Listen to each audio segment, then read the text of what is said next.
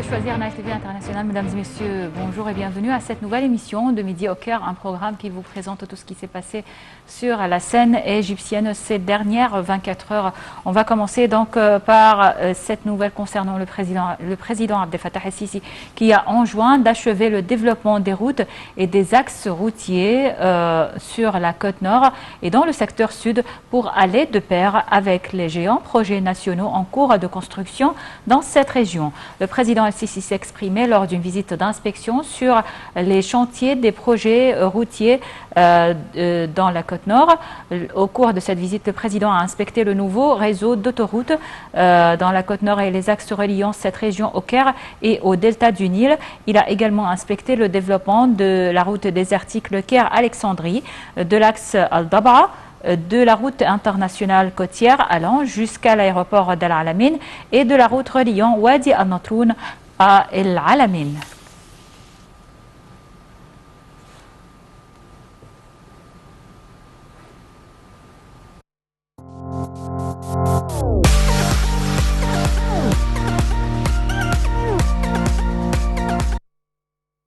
Dans son allocution lors de la première conférence du projet national Vie décente pour le développement de la campagne égyptienne, le président Abdel Fattah el-Sisi a indiqué que la sécurité nationale de l'Égypte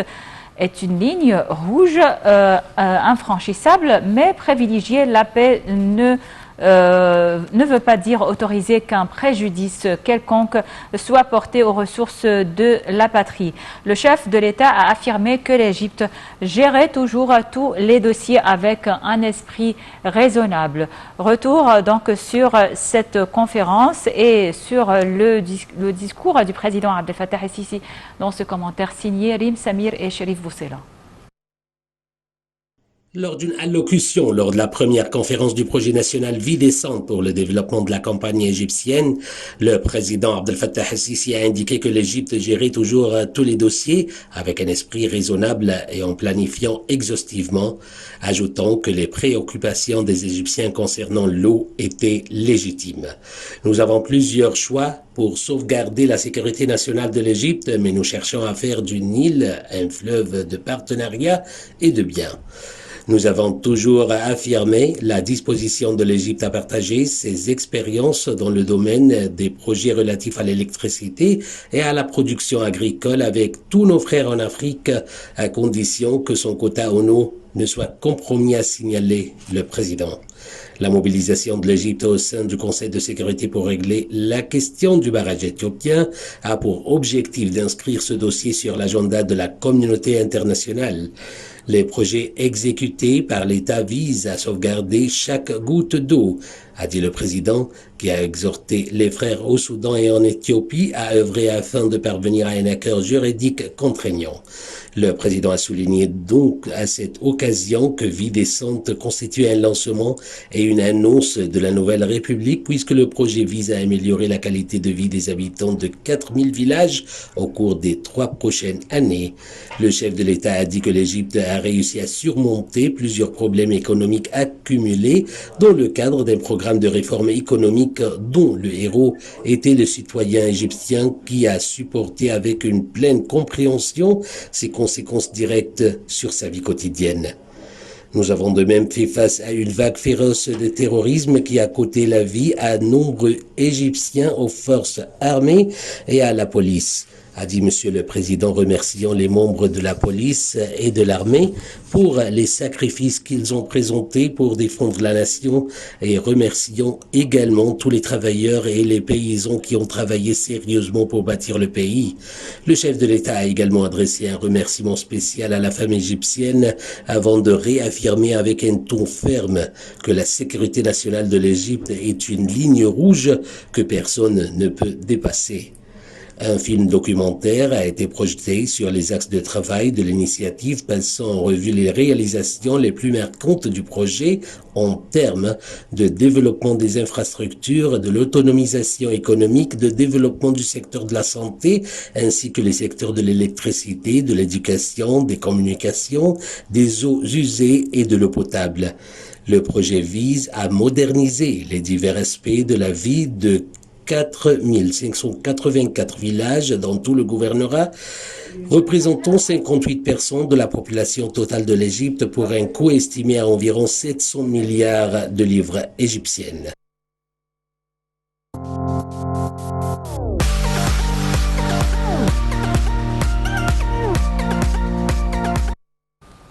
Le président Abdel Fattah el-Sisi s'est réuni avec un groupe d'hommes d'affaires égyptiens participant à l'initiative Haya Karima ou Vie décente en présence du Premier ministre Moustapha Madbouli et du chef des renseignements généraux. Le porte-parole de la présidence a déclaré que la réunion a examiné donc des objectifs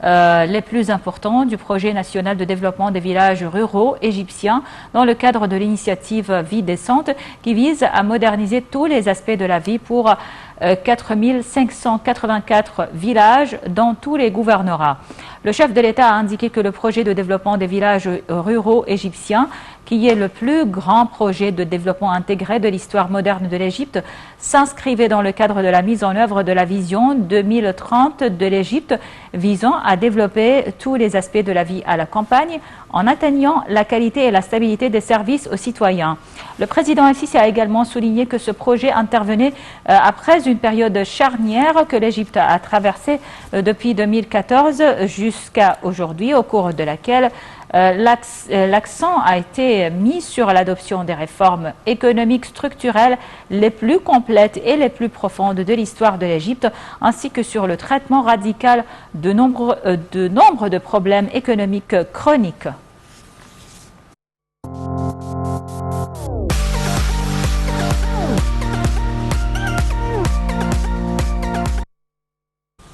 Et lors de la cérémonie organisée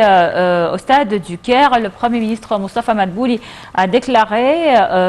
en présence bien sûr du président Abdel Fattah el-Sisi à l'occasion de la première conférence du projet national Vie décente, Moustapha Madbouli a déclaré que le projet de développement de la campagne égyptienne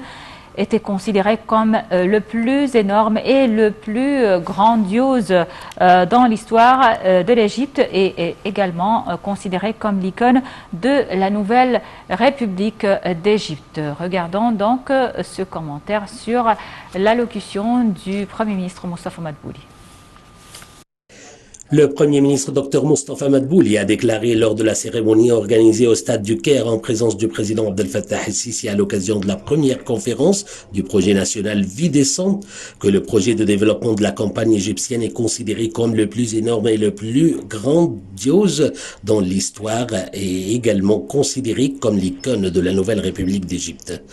Au cours des 7 dernières années, l'État égyptien a mis en œuvre de nombreux projets dont le coût a dépassé les 6 000 milliards de livres égyptiennes, projets qui ont permis aujourd'hui à l'Égypte de lancer le projet de développement de la campagne égyptienne, le plus grand au monde à l'ère moderne, a expliqué Dr Madbouli. 1,5 milliard de livres égyptiennes seront injectés dans des prêts aux micro-projets, a noté le chef du gouvernement, ajoutant que les services nécessaires seront fournis pour réaliser l'inclusion financière.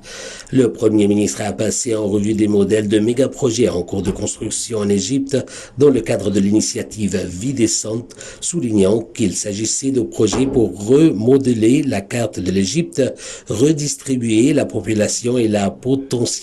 économique sur l'ensemble du pays afin de régler les problèmes de nos jours et d'éviter tout problème dans l'avenir. Le chef du gouvernement a signalé que ces efforts de taille représentaient tout simplement l'idéologie et l'essence de la nouvelle République. Selon lui, ce projet vise à réaliser un développement total destiné à améliorer le niveau de vie en matière économique, sociale et culturelle des campagnards égyptiens. Dr Madbouli a déclaré que le projet de développement de la campagne égyptienne était à 100% égyptien et doté d'investissements s'élevant à plus de 700 milliards de livres égyptiennes, dont 260 milliards pour la première phase, et le Premier ministre de souligner que ce projet était considéré comme une épopée de construction dans tous les gouvernorats, étant donné qu'il cible près de 58% de la totalité de la population égyptienne. Le but principal de ce projet, comme défini par le président el-Sisi, est de chercher à changer pour le meilleur la vie des Égyptiens, a-t-il dit. ajoutant que ce projet réalise les objectifs de développement durable 2030. Il a réaffirmé qu'il s'agissait sans exagération du plus grand projet à l'échelle mondiale.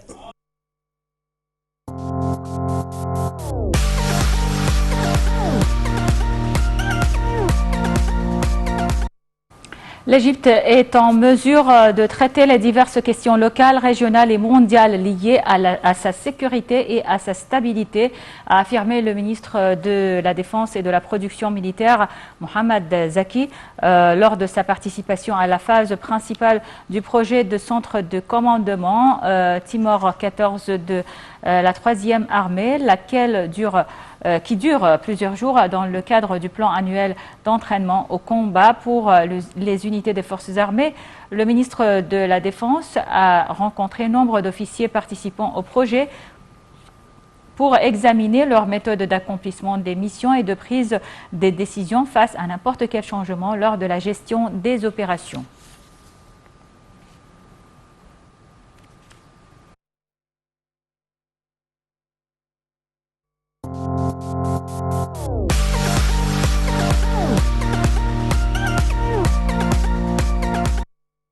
Le porte-parole du haut représentant pour la politique extérieure et sécuritaire de l'Union européenne, Peter Stano, a déclaré que l'Union européenne appréciait le rôle de l'Égypte dans les dossiers régionaux, surtout son rôle axial dans le processus de paix au Proche-Orient. Dans une interview avec une chaîne satellitaire égyptienne, le responsable européen a valorisé la visite du ministre de chef de la diplomatie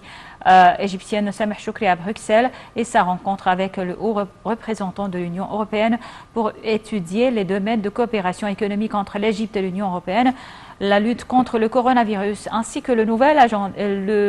agenda d'Europe concernant la Méditerranée et les plans économiques et investimentaires.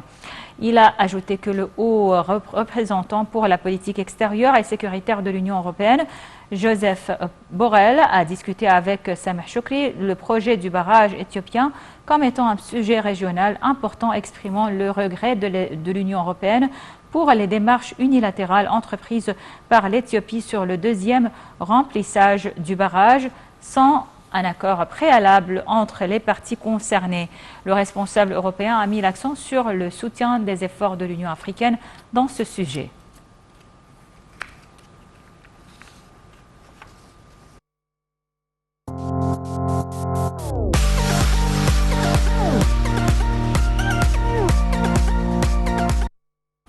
Et on passe au dossier du coronavirus. Le ministère égyptien de la Santé a annoncé avoir détecté 77 nouvelles infections au coronavirus et 6 décès hier. Le ministère de la Santé a toutefois déclaré que 799 personnes rétablies du coronavirus avaient quitté les hôpitaux de confinement après avoir reçu les soins médicaux nécessaires, portant le nombre total des cas guéris du Covid-19 à 222 315 cas. L'Égypte a comptabilisé jusqu'à présent un total de 283 567 cas de contamination, dont 16 431 décès.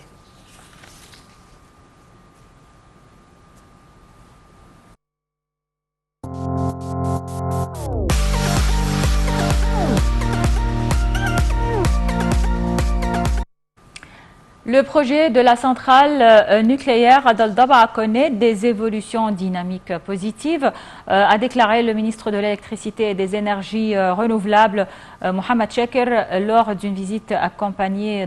d'Alexei Likachev, directeur général de la société d'État russe de l'énergie atomique Rosatom, et d'une délégation égypto-russe de haut niveau pour cette centrale nucléaire. Monsieur Likachev a souligné que les équipes égyptiennes et russes collaboraient comme une seule entité pour atteindre l'objectif escompté. La mise en place de la centrale stimule le développement économique du pays et contribue à la réalisation des objectifs du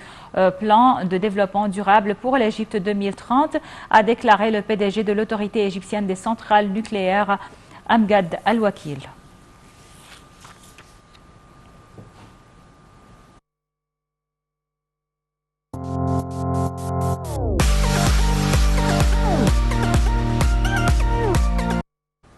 Et on termine cette édition par cette nouvelle sportive. C'est le choc des extrêmes aujourd'hui en finale de la Ligue des champions d'Afrique. Al-Ahli, tenant du titre et 9 fois vainqueur de cette compétition, affronte ce soir à Casablanca l'équipe sud-africaine de Kaizer Chiefs qui, elle, joue pour la première fois de son histoire. Au stade Mohamed joue la première finale donc de son histoire. Au stade Mohamed V, le géant du Caire, Al-Ahli, grand favori, rêve ouvertement d'asseoir son écrasante domination sur le foot africain en remportant son 10e titre de Ligue des champions africains. Pour l'entraîneur d'Al-Ahli, Pitso Moussimani, l'affiche de la finale a tout du crève-cœur et pour cause, il est sud-africain et les Kaizer Chiefs sont le club de cœur de son enfance. Moussimani peut s'appuyer sur une équipe de stars du continent, le gardien et capitaine Mohamed Al-Shinnawi, l'attaquant égyptien Mohamed Sherif, l'arrière-gauche tunisien Ali Maaloul ou les milieux Mohamed Magdi Afsha et le milieu malien Aliou Dieng. Et bien sûr sur une puissance offensive certaine avec 23 buts marqués pour 6 encaissés en 12 matchs.